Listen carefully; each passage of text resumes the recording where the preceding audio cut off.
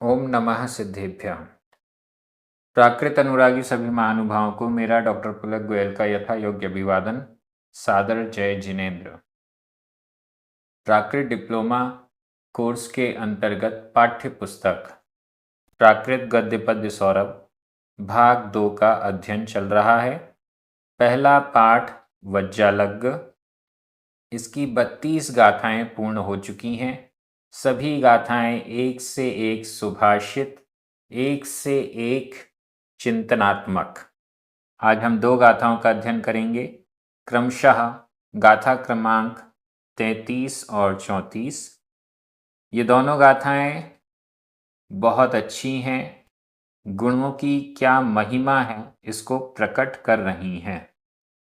गाथा क्रमांक 33 मूल वज्जालग्ग में 685 नंबर पर है और गाथा क्रमांक 34 मूल वज्जालग्ग में 686 नंबर पर है।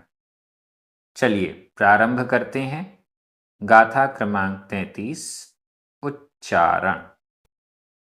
जय जय नत्थी आधा त थ नत्थी गुणा गुणा ता ता किम कुलेण कुलेण गुणिणो गुणिणो कुलेण न हु कज्जम कज्जम आधा जा पूरा जा कज्जम कुल मकलंकम कुल मकलंकम गुणवज्जियाण आधा जा पूरा जा गुणवज्जियाण गरुयम गरुयम चिय चिय कलंकम कलंकम जैनत्थि गुणाता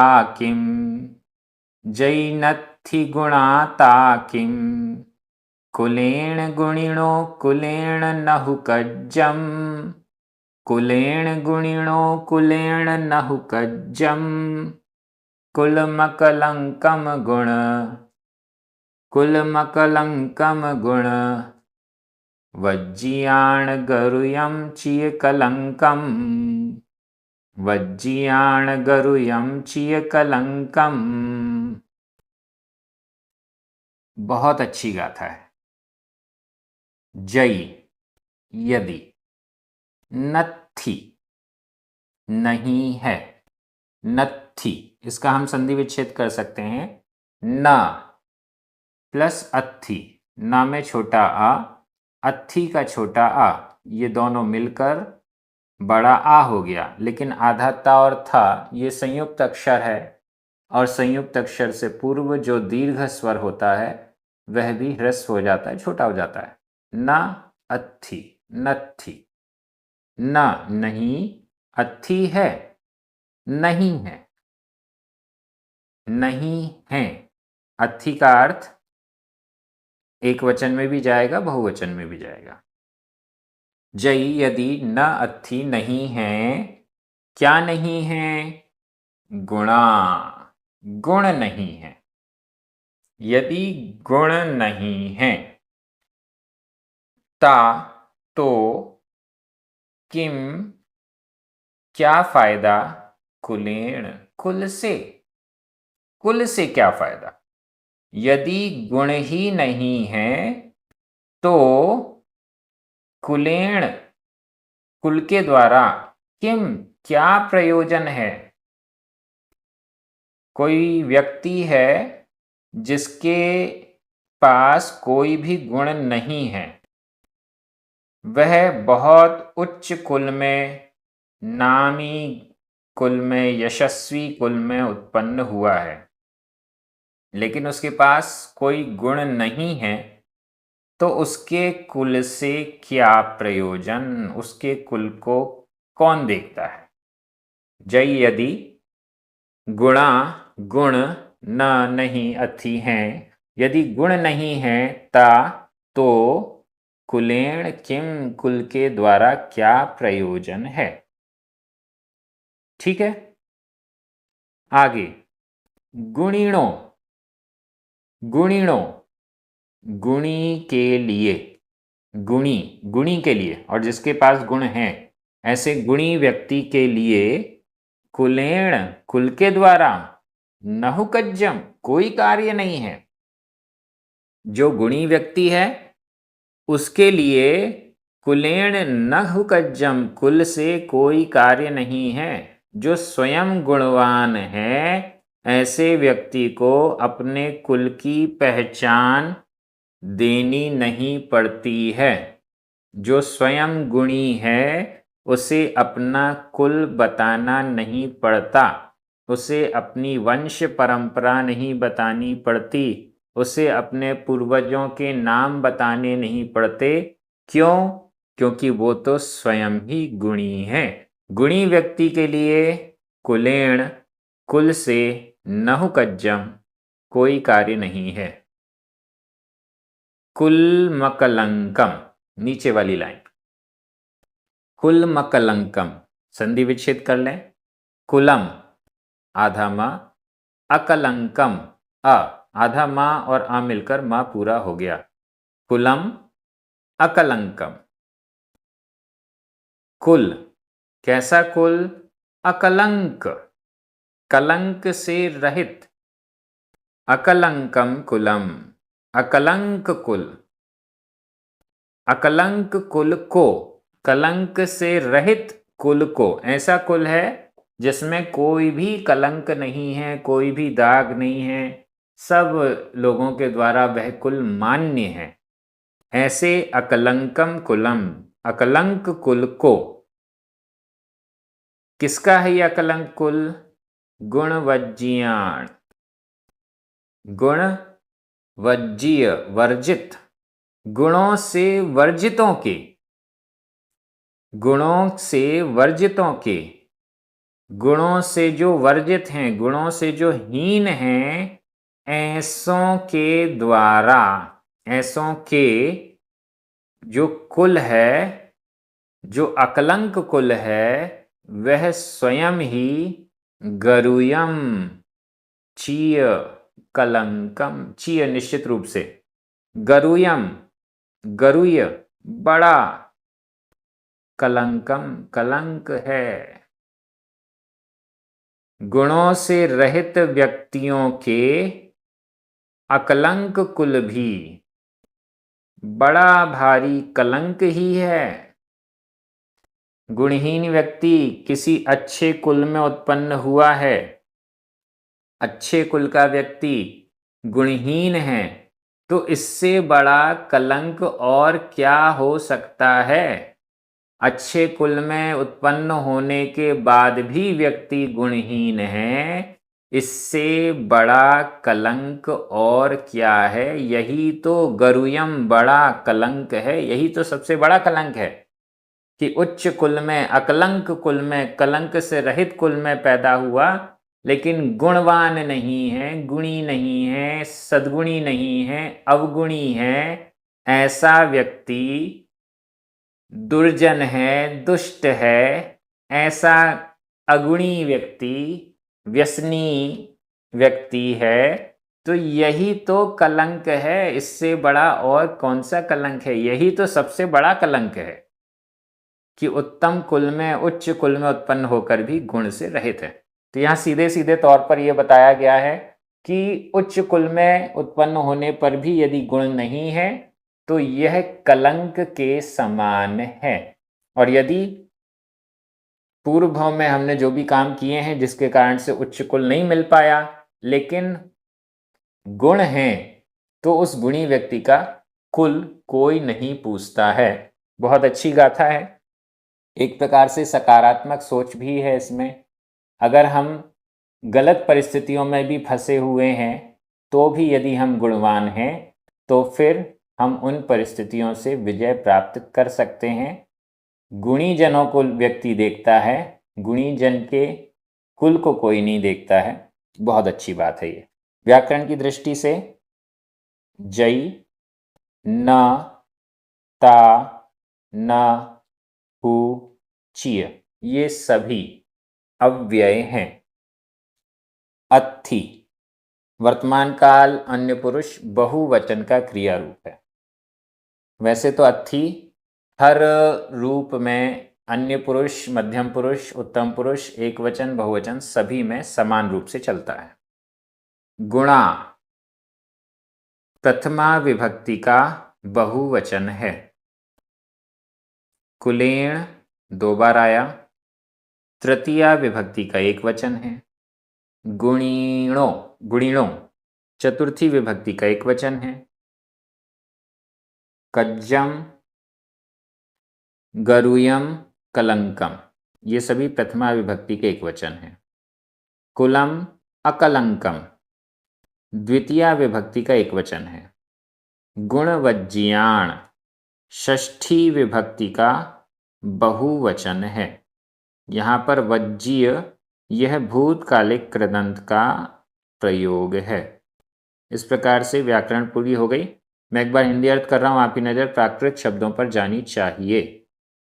यदि गुण नहीं हैं तो कुल से क्या प्रयोजन, और गुणी व्यक्ति के लिए कुल से कोई काम नहीं है। गुण रहित, गुणों से वर्जित व्यक्तियों के अकलंक कुल को यह बड़ा कलंक है। बहुत अच्छी गाथा। निरंतर मनन चिंतन करना पड़ेगा और गुणहीन होने से बचना पड़ेगा। कोई ना कोई गुण तो हम में डेवलप होना चाहिए। अगली गाथा, गाथा क्रमांक 34। उच्चारण। गुणहीणा, गुणहीणा जे, जे पुरीसा, पुरीसा। कुलेण, कुलेण गव्वम आधा वा पूरा वा, गव्वम। वहन्ति, वहन्ति ते, ते मूढ़ा, मूढ़ा। वंशुपन्नो, वंशुपन्नो आधा पा पूरा पा आधा ना पूरा ना, वंशुपन्नो। वि धनु, णा में बड़े ऊ की मात्रा, धनु। गुण रही ए, गुण रही ए नत्थि आधा ता था, नत्थि।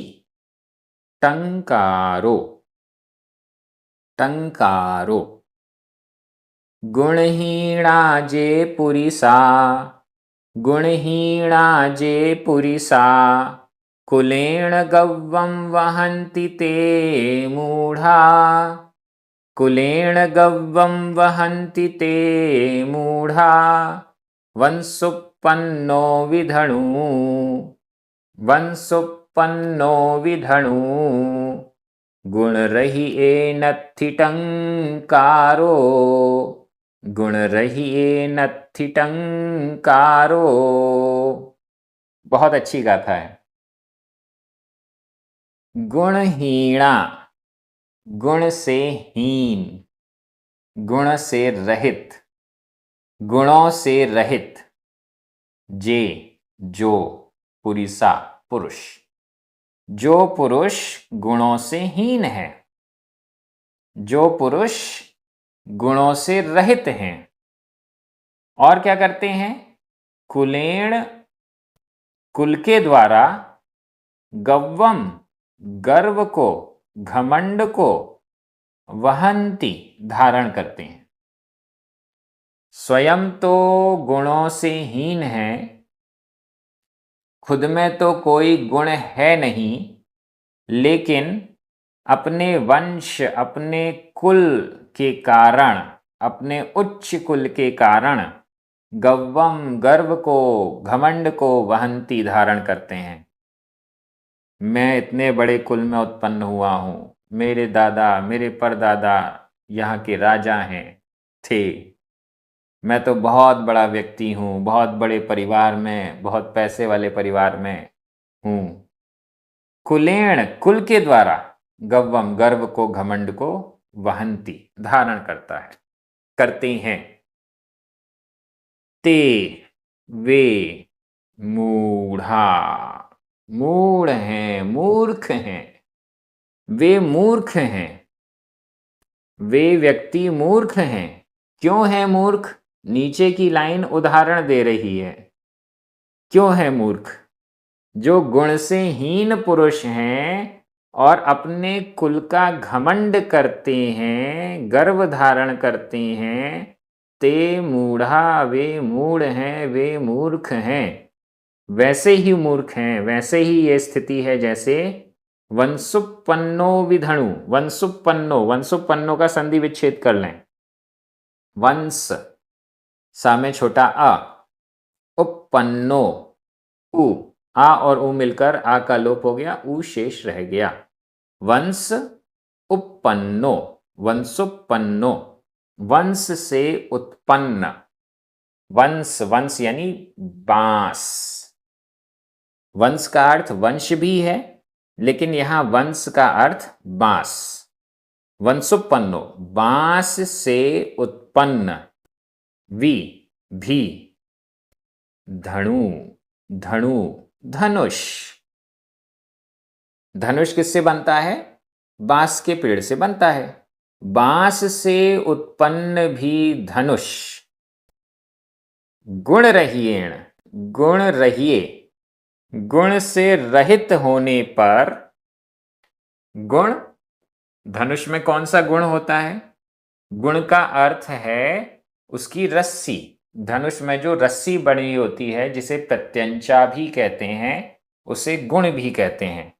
अगर धनुष में गुण नहीं है, प्रत्यंचा नहीं है, रस्सी नहीं है, गुण रहिए, गुण से रहित होने पर नत्थी नहीं होता है। नत्थी का संधि विच्छेद जैसे पिछली गाथा में किया था, यहां भी कर लें। ना प्लस अत्थी, नत्थी।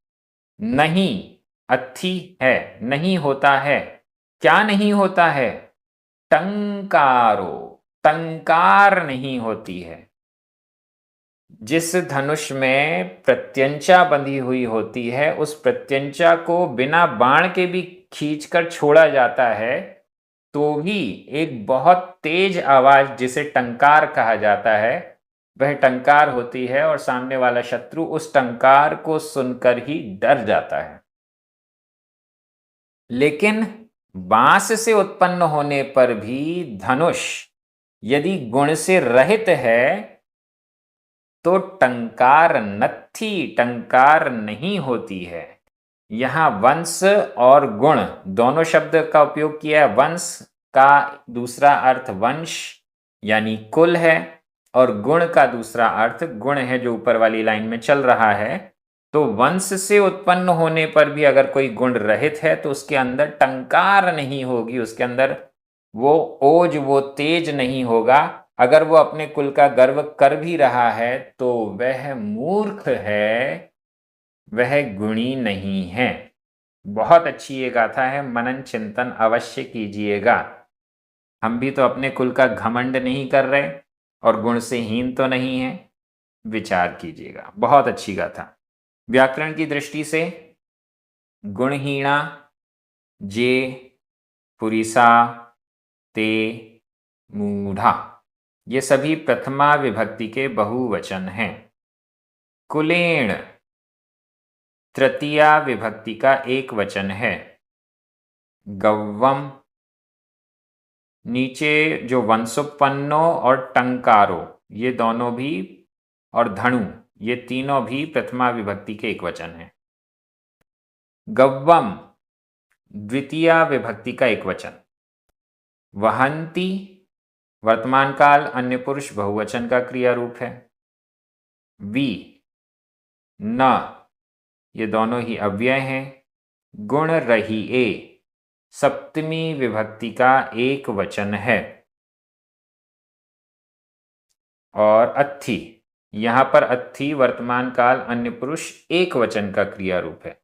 पिछली गाथा में ये बहुवचन का क्रिया रूप था, यहां पर एक वचन है। और हम अगर नत्थी का संधि विच्छेद ना करें, नत्थी को एक साथ भी रहने दें, तो फिर यह अव्यय हो जाएगा।